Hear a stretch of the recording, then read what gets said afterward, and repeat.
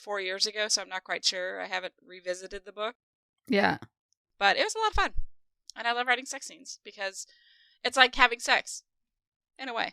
Well, I feel like you need to elaborate on that. I know you've talked about this before. We have talked about it in a past episode, but there might be people who haven't heard it. Why do you like writing sex scenes? Why do you say it's like having sex? Well, it's new and it's fun and exciting, especially the very first scene between characters.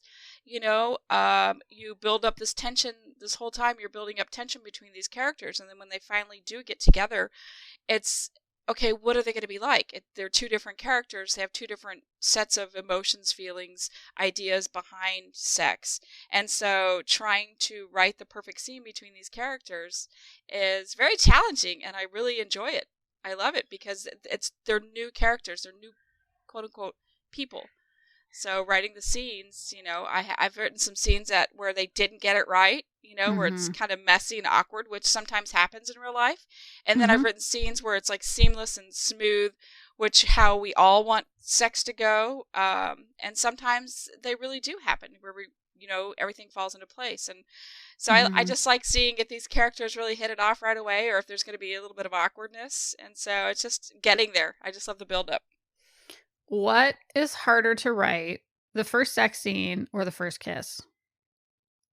The build up for a first kiss is hard. It really is hard because you just can't kiss. There has to be consent. There has to be, like, why are these people kissing in the first place? I mean, when they get to sex, they're having sex because they are at that point in their relationship where that's where they're at. But the kiss, you never know if, the character makes a move, if it's going to be the right time, the right place. You just don't know. And I love it when it just comes together.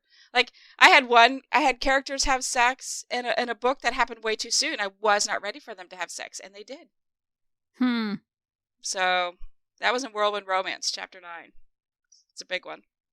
Now, I have another question. This is going to turn into the Tara Interviews Kris Bryant author podcast, apparently.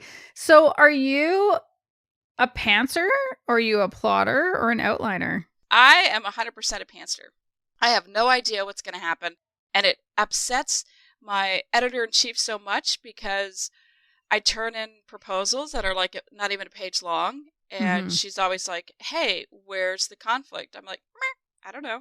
We're going to find out. Right, we're going to find out. And and it's so funny because she always talks. I cannot believe that there are people like this, like me, this much like me, that get away with it because, Sandy's very, okay, look, I know that you're going to have conflict and I know that you're going to have angst, but, you need to give me something. I'm like, I don't really know. You're just going to have to trust me.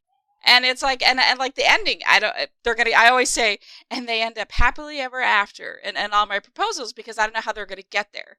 Yeah. And when I was in P-Town on one of the panels, we were discussing getting to the end of the book. And my book, Forever, that I just turned in for edits, I didn't get to the ending until 3 days before it was due. Oh my God. And was that stressful? It was actually, oh my God. Yeah, but I trust myself. I'm always like, you're going to find it. Just let it happen. And so when I get to that point, instead of continuing to write, because I'm just filling, I have to step away and just let my brain think about it. And then I'll watch like something mindless, some cooking show. And all of a sudden I'm like, I got the ending. There it is. Yeah. So it happened 3 days. It was actually 2 days before it was due, but I turned it in a day late. Amazing. It was, I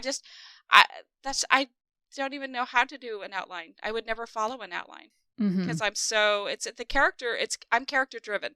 So the emotions and it's not necessarily the actions of the character. It's not necessarily like what they do for a living or the plot. It's all emotion. It's character driven.